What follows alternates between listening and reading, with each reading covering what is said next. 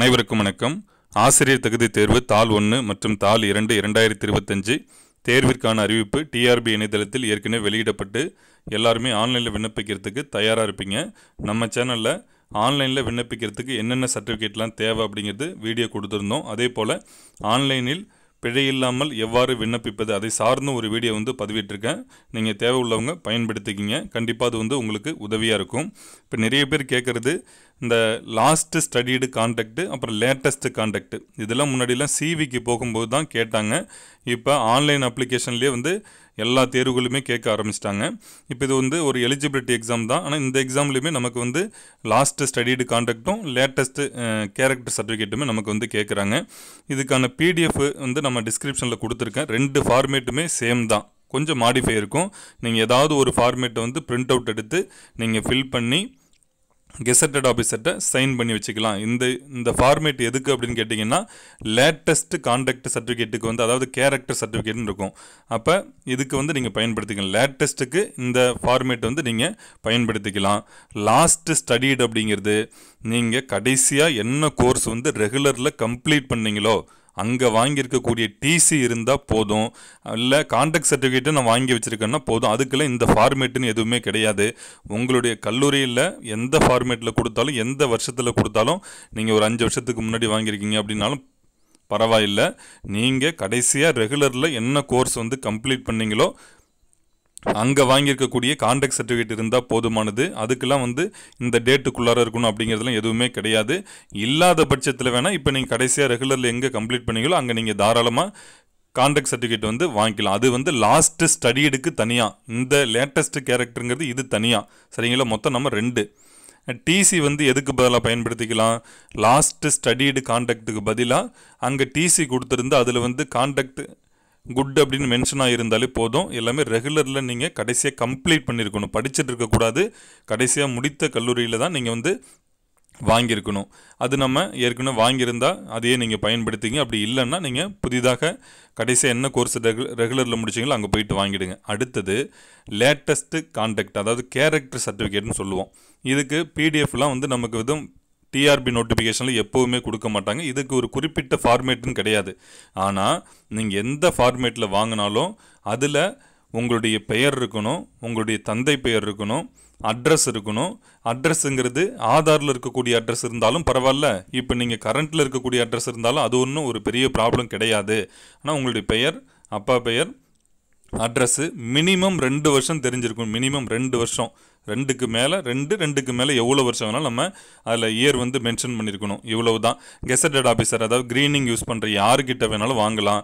நான் உதாரணத்துக்கு சொல்கிறேன். நம்ம ஸ்கூலில் பார்த்தீங்கன்னா high school head master, higher secondary school head master, PG assistant இவங்ககிட்டலாம் நீங்கள் வாங்கிக்கலாம். மிடில் ஸ்கூல் ஹெட் மாஸ்டர்ட்டியோ இல்லை எலிமெண்ட்ரி ஸ்கூல் ஹெட் மாஸ்டர்ட்டியோ வாங்கக்கூடாது. க்ரீனிங் யூஸ் பண்ணுற யாருக்கிட்ட வேணாலும் வாங்கிக்கலாம். ஆனால் அவங்க group A or group B gazetted officer ரேஞ்சுக்குள்ளார வராங்களா அப்படிங்கிறத நீங்கள் சர்ச் பண்ணி பார்த்துக்கிட்டு அதுக்கப்புறம் நீங்கள் வாங்கிக்கலாம். இதுக்கு எந்த டேட்டுக்குள்ளார வாங்கியிருக்கணும் அப்படின்னா அப்படிலாம் ஒன்றும் இப்போ நோட்டிஃபிகேஷன் டேட்லேருந்து ஒரு 3 மாதத்துக்குள்ளார நீங்கள் வாங்கியிருக்கீங்க. இப்போ லாஸ்ட்டாக பிஜிடிஆர்பி அப்ளை பண்ணவங்களாம் அந்த கான்டாக்ட் சர்டிஃபிகேட்டை பயன்படுத்திக்கலாம்.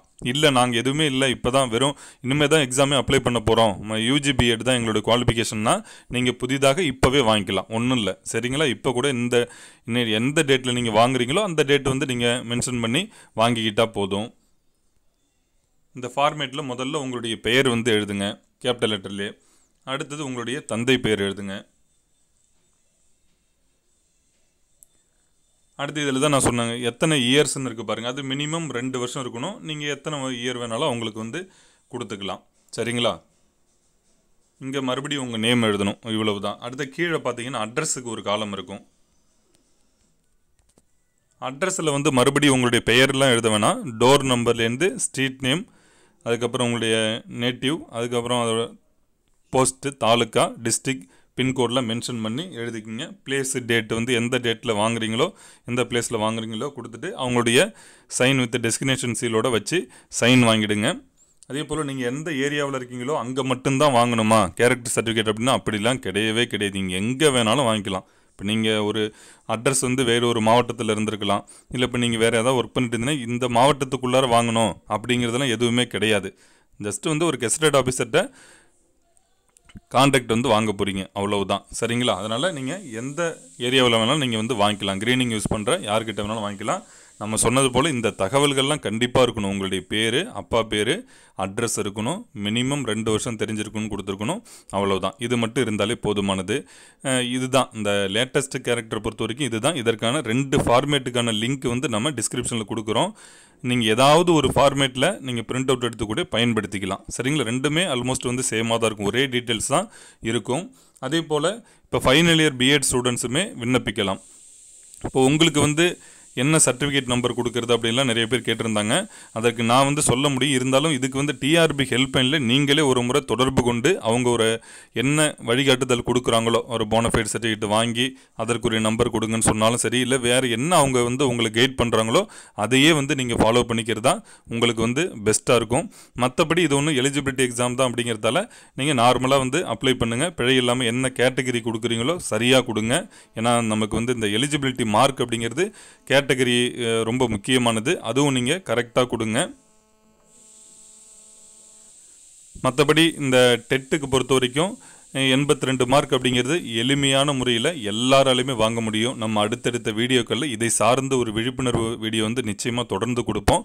அனைவருக்கும் மிக்க நன்றி.